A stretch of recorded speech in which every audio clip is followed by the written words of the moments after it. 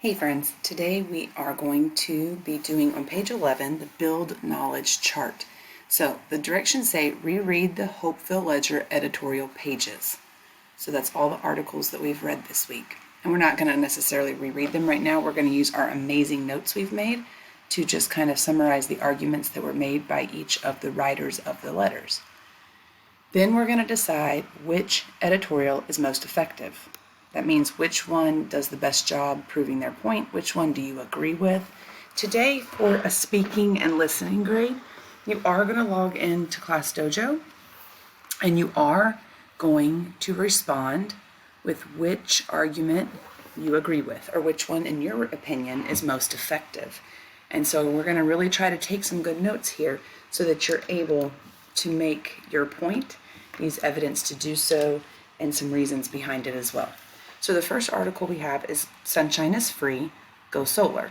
So when we have a 1 and a 2 here, so we're looking for the 2 arguments made, which means at least the 2 reasons this author argued that we should go solar. So we're just going to flip back real quick. And actually another great resource to use right now would be our charts that we've been making for text structure. But here is Sunshine is Free, Go Solar. So I see my R's over here, my reasons. Okay, and so the first argument they made is that, or the 2 arguments they made actually that we can find in the introduction paragraph, is they think we should go solar because the sun is free and it's always available. So down here in the bodies of the paragraph, they talked about how much energy we could use in a year if we use the sun, and how it's a renewable resource, okay, and that fossil fuels aren't going to last forever, which goes back to it's a renewable resource. So on our page for number 1, I'm going to put the first argument they made is the sun is renewable. Okay, and we should remember what that word renewable means, but it means it will not run out. Okay, so that was the first argument they made. And they actually kind of made 3 arguments. So I'm thinking, should we, and maybe we can just combine this other one. The sun is renewable and free. Those 2 go together nicely. Then the second argument they made is that it's clean. It's clean energy, and it produces lots of power, lots of energy. They have lots extra, actually. So the sun, maybe you guys should just write the sun, is a clean energy source. So there would be no pollution. These are great reasons. All right, now let's go to natural gas, the natural choice for Hopeville. It's going to be our next article that we look at, and that's on page 8. So, and again, in my introduction, I'm always looking at my introduction first because the author naturally states their opinion and their reasons there if they've written a good opinion piece. This one says we need a more cost-effective power source. Natural source is the better choice right now. It's available and much more affordable. Okay, so this author's argument was we have our own reserve of natural gas right here in our city, in our town. Okay, so it is available. There was a reserve in their town. So they have their own natural gas under their ground waiting for them to dig into it. Code word Friday, not Friday, but F-R-I-Y-A-Y. Yay, it's Friday. code word Friday. The other one that he just said was it's cheaper, more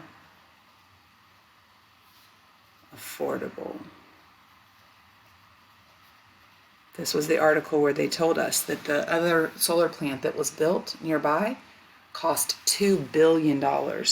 So they were like, yeah, we don't have that kind of money. All right, friends, the last article is the one we read yesterday, and that's this article. Too many statistics, too few facts. This was the author who stated the opinion that before we can make a final decision, we need more information, okay? So they said we need to study both sides of the issue. They had lots of questions. And in the end, just for the sense of pulling out two good arguments, he said we cannot make an informed decision about what power plant to build. We do not have enough information. We should study the facts carefully. So those were his arguments that he kind of talked about, or she, talked about in her letter. So too many statistics, too few facts. The first one was, let's see if I can shorten this for us. We do not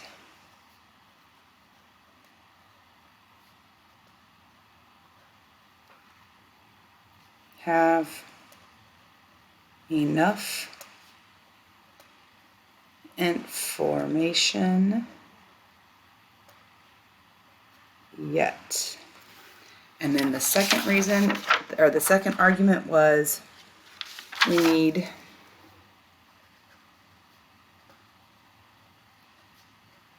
to study the facts of both energy sources first. Okay?